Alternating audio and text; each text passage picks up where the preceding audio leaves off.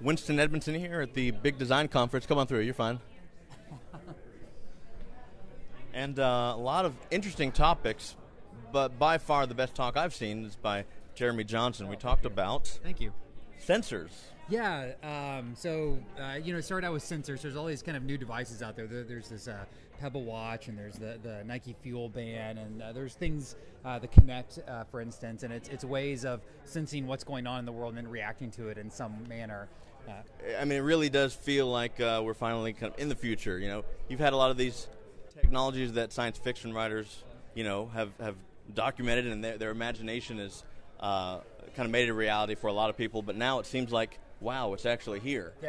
Yeah, so I mentioned at the beginning of the talk Bruce Sterling, who is a science fiction writer, but recently they call him a design futurist, because science fiction writers really are kind of designing the future in a way, trying to predict, in their minds what is actually going to happen at some future point in time.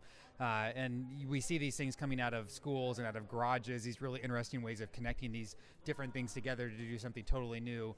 One of the examples was where someone saw a Connect, thought it was interesting, then went ahead and hacked together a way a composer can actually control a whole automated orchestra with his hands and just using sensors, right? So I hadn't really thought about that, in that science fiction writers, that's what they've always done, but it seems like we are now at a point where what they write, kind of, even though it's in the future, they will very likely live to see it, whereas in the past, you had some imaginative people, but we weren't ready to make any of it. But now it's like, they write it, and folks can, like you said, kind of put a hack together and make it a reality. Yeah, a lot of people have been talking about, and I don't know if this was really the future, but like the recent Avengers movie has a lot of really interesting interfaces, mostly touch-based type interfaces like holograms, translucent LCDs, kind of this futuristic interface that they have. But yeah, those types of things, those will happen, and there's already variations of them and prototypes of them that are live. They're just not out in the consumer space. And that's my question, prototypes and concepts, everything from concept cars with really fascinating interfaces. They've had the ability to do things that, yes, it exists, but will it actually make it to market? Will people be able to use it? Some people still think, and I'm a little skeptical myself, do you think some of these exciting things are actually going to make it into mainstream use? Yeah, I mean, there's a couple things. Sometimes it's just around getting the parts need to be cheap enough to be able to mass produce them. But I think other times it's waiting for that consumer need or that, like, it's also mentioned like the mouse. The mouse was developed in like 64 or something, and no one actually really used it until it came out with the Mac in 84. So you have 20 years of a mouse sitting there and no one using it. So we have a Kinect. Kinect is a sensor, and people, Microsoft, for whatever reason, saw value in it and brought it into the video gaming space, and now there's 19 million of them sold, right? Yeah, pretty impressive statistics. Yeah, and the time is the time is much shorter, right? Yeah. So like you can tell, like from prototype to reality, like everything else here, the time between them is shrinking, right? So out of all these different concepts, everything from touch screen to motion, tactile, what is your what excites you the most about the future and the possibility of sensors in these devices? I guess my background is more interface design, user experience, UI design, and the software one is obviously interesting for me because if it becomes true that everything is a screen, well, that means I'm extremely valuable in the marketplace. Sure. Because someone needs to design all these interfaces. And I use the example like if you're walking through the aisle of the grocery store and all the once e-paper becomes cheap enough and disposable, every cereal box talks to you as you walk through the aisle. It's a sensor. It knows you're walking through the aisle. It sees you. It talks to you. You touch the box. It opens up. It shows you the nutritional values. All this needs to be designed, and all this needs to be developed. And I mean, that's, I guess, for me is exciting. Then again, it could be sensors, and sensors is a different way of designing. And, someone brought up to me after the talk, what about biometrics and nano, technology? And sure. I actually thought you would talk about nanotechnology a little bit, just because that is, I think, pretty closely integrated with what the future I mean, it's for. just another way of interacting with things, right? And it just depends where the breakthrough is, right? Like, so Microsoft had everything is a touch vision. Then they had everything is a sensor vision. Google has this, everything is a view vision right now with their Google glasses. But yeah, if there was some huge breakthrough in nanotechnology or biometrics, then that's where we would go.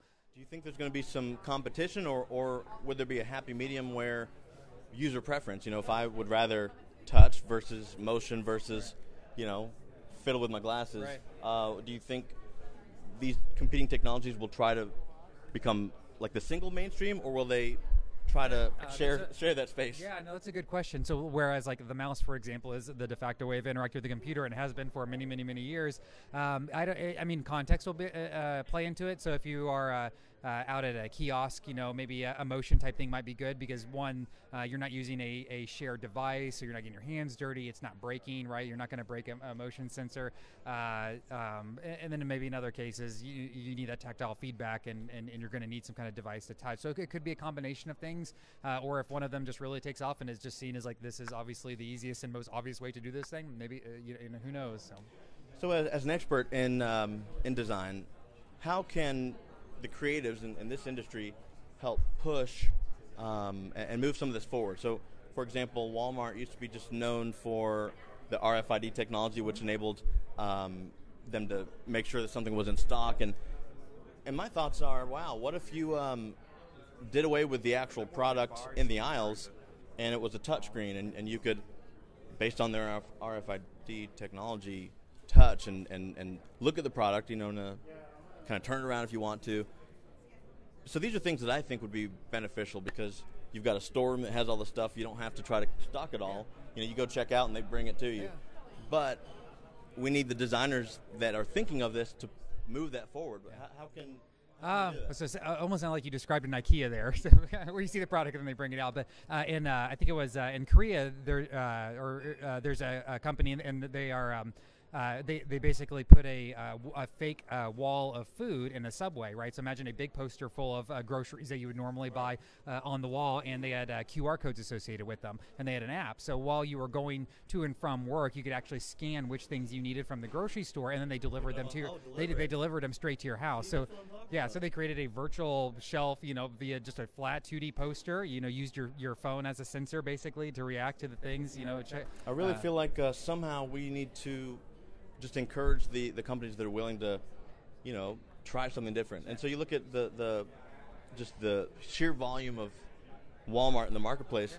Why couldn't they make one experimental store and play around, bring some designers in? Yeah, I mean, I think, I don't know that Walmart's actually known as a design-oriented company, but yeah, they have tried some really interesting things, and they have their neighborhood stores, and just the whole supply chain and getting companies to go greener and have less packaging and smaller packaging. So yeah, if a big giant gorilla like that came out and said we're doing this, then it probably would happen. And again, for whatever reason, like or Walmart just recently purchased a kind of a mobile company, and they're trying to move more in the mobile space. Sure, yeah. So I mean, they may do it, which is somewhat surprising, but they have the power to do that. So we're going to let you run, but give us one thing that you are just excited about. If it's your own project or something that is on the horizon, what excites you right now?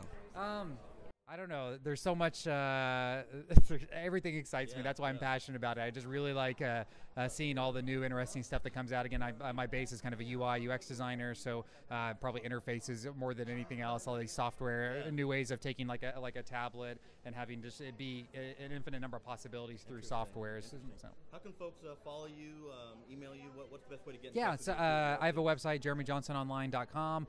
Twitter, it's at Jeremy Johnson, and like the deck from the presentation I'm going to post on my website, and everyone can take a look at it. Good deal. Appreciate it. Yeah. Thanks for joining us. No problem. Thank you. Appreciate it.